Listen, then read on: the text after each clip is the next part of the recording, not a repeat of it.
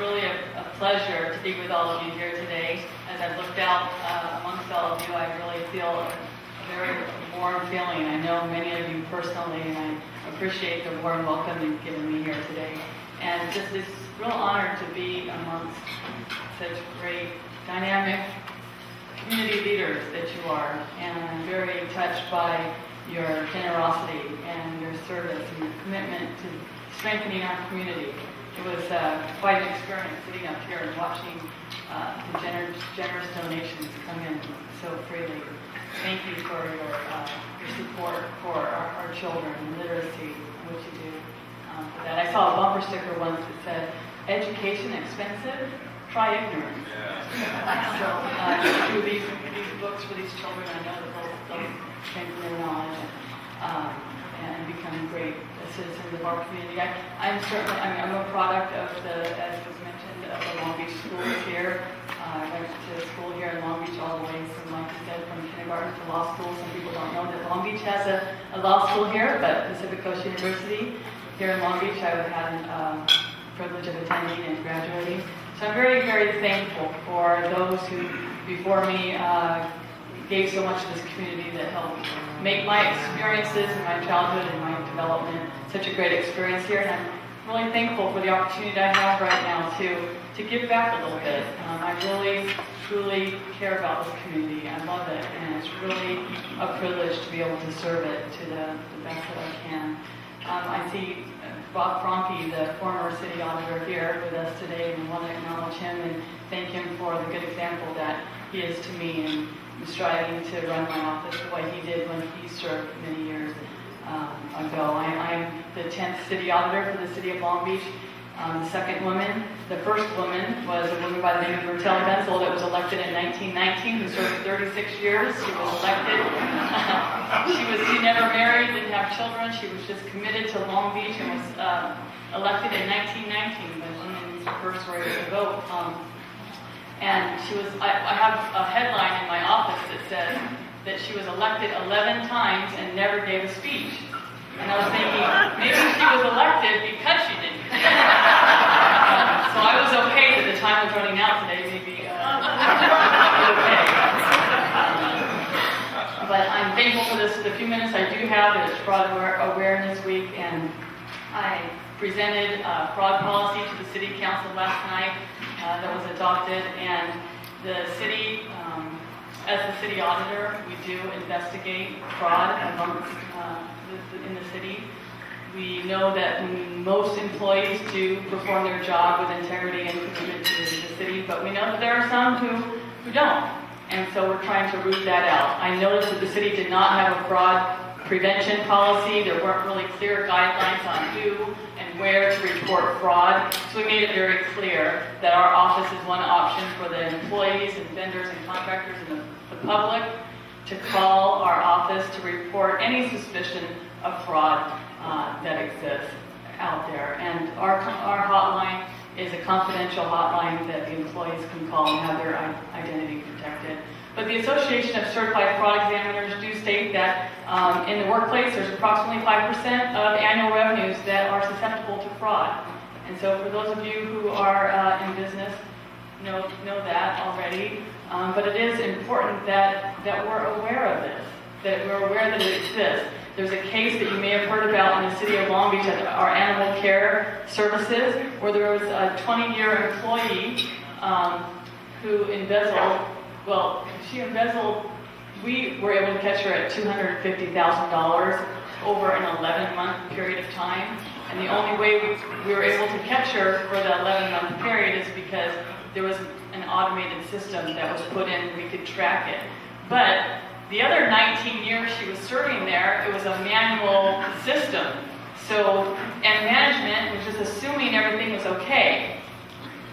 So, really, there's a lot of messages here. One is the tone at the top, that the leaders here, we let everyone know that it's not okay, that we are watching, that we do have oversight, that if you have supervisory responsibility, that you're checking to make sure that the money is being deposited.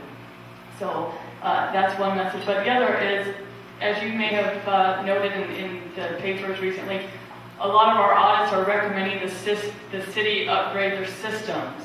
That, you know, we need to get into the 21st century here and use automated system. We're doing too many things by hand, what can be done electronically. So by putting an automated system in animal control, we were able to catch this 20-year employee. And she did plead guilty. She was arrested, pled guilty, she's in prison, and she was ordered to pay restitution of $600,000 back to the city.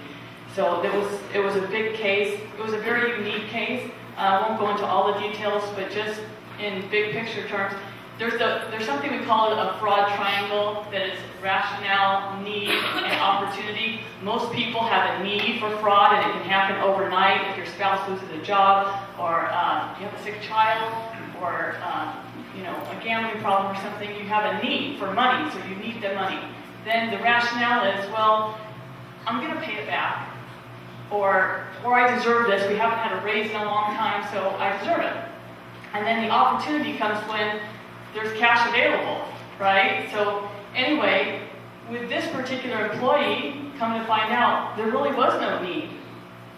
She was single. She's an older lady, but and it was very, she didn't fit the profile of fraudster either. The nicest woman, invited to all the parties, the family people, the family parties that she worked with. She vacationed with the employees. They all went to lunch together. They were friends. She was nice. She was sweet. She was everybody's best friend.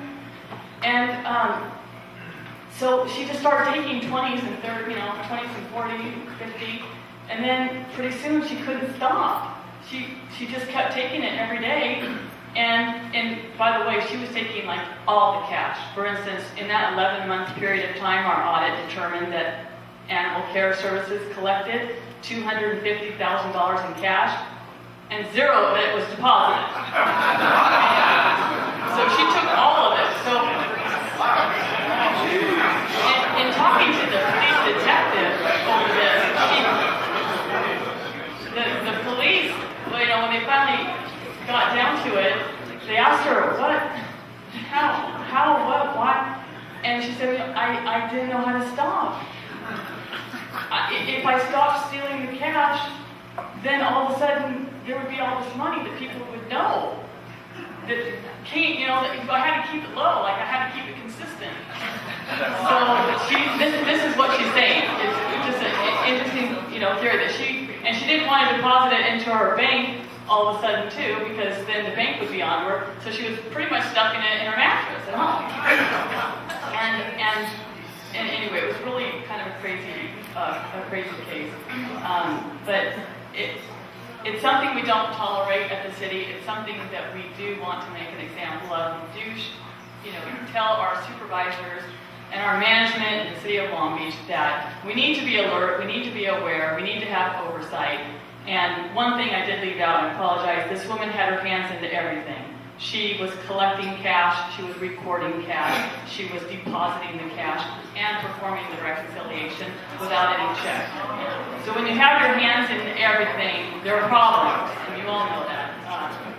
So we're making sure that the city has proper internal controls, that there's segregation of duties, that there are different people who collect the cash, then deposit the cash, that management does oversee these things and check to make sure that it is deposited. It's not rocket science, but it's a shame. It really, really hurts. Fraud hurts. I mean, when you lose taxpayer dollars, it's painful. This money should be spent on city services and what we expect as a community. And it hurt the Animal Control Bureau deeply. And as you've seen and listened to the budget hearings, it's devastating to hear some of the programs that are being cut among the city. This past summer was no different than the past 10 years where you've seen programs cut. But this past summer, the city management team came with a recommendation to the council and the mayor with a budget. And one of the items in the budget to cut was the adaptive recreation program. And it was for, as you know, physical activities for special needs children and adults. And the night that this cut was to be discussed was August 14th. And that meeting went way into the night. And the parents who found out about the cut to this adaptive recreation program came together, came to the council meeting that night, and they waited 4 hours and 39 minutes. And they brought their special needs children to the city council meeting and talked about just the importance of saving this program for their children. That it wasn't just a cut for this physical activity of a swimming program at Millikan High School, that this was their emotional and social connection to the community. And that they pled with the council that our children need this. They have special needs. We can't afford to take them anywhere else. And they have other costs that special needs children need. And it was very emotional. And I don't think there was a dry eye in that council that night. But I witnessed there that the council, they do listen. That when there's a program that you care about, that you're concerned about, I know I'm preaching to the choir because you're all already very active, but it is important to remain active and to be involved and to voice your opinions together when you're concerned about a program and take it to council and voice your opinion on what's important to you. And they will listen and do their best to save that. And I saw that night that the council did. They were able to find something else that didn't hurt our most vulnerable in our community that evening. And it was a really successful evening. And it certainly had a deep impression on me and what our city can do for our young people. But I know my time's short. I again want to say how thankful I am for this opportunity to speak with you here today. I want to thank you for all you do for our community. And I don't know if we're going to... Yeah, absolutely. We got time for questions, so let's ask this question. Did you recover any of that money? Was it in her home? Thank you. Yes, she had 3 homes.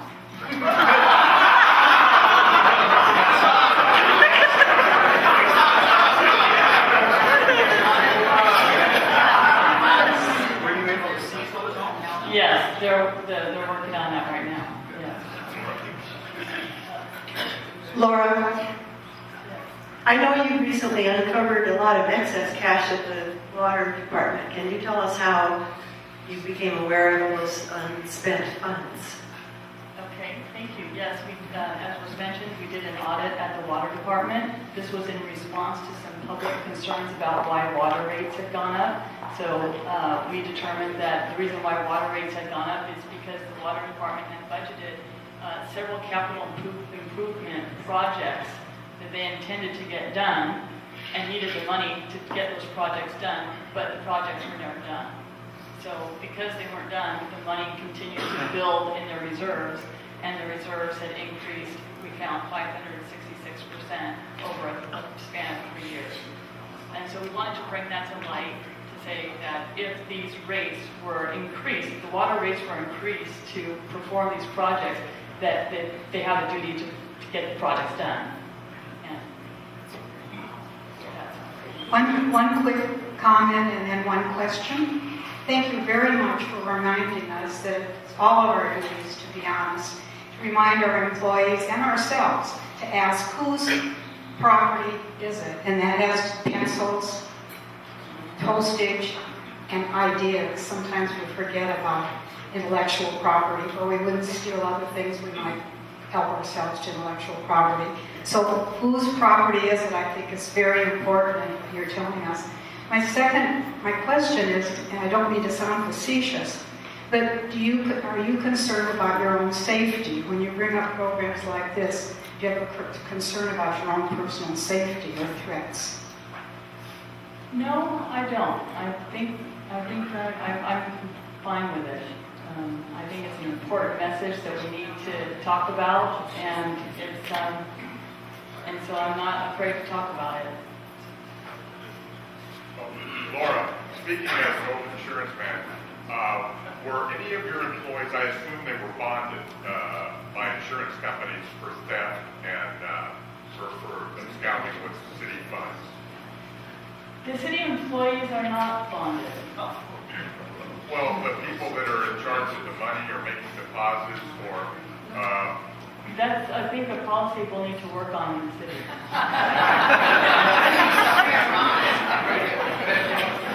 I want to say, my wife and I moved to Anaheim, California last year, and we discovered it did not have a city auditor. So just last week, we went back to Long Beach.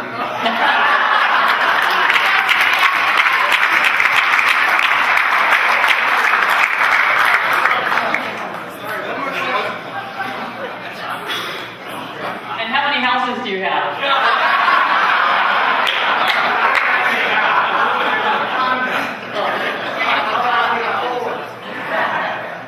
Laura, I know the past several years, it seems like every now and then we read about $1 million in this apartment that's being wasted, $1 million there. What do you think out of the budget? What percentage is just waste? Just give us 10%, 15%. How much of the government spending in the city of Long Beach on the budget do you feel is waste?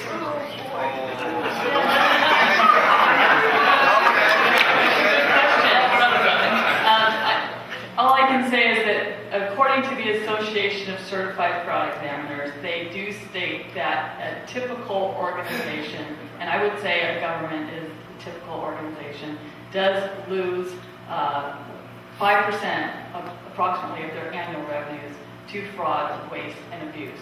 Whether or not that is a very high number. The city of Long Beach, the revenues are $3 billion, with including the port, the water, airport, all of the enterprise funds, and all the money.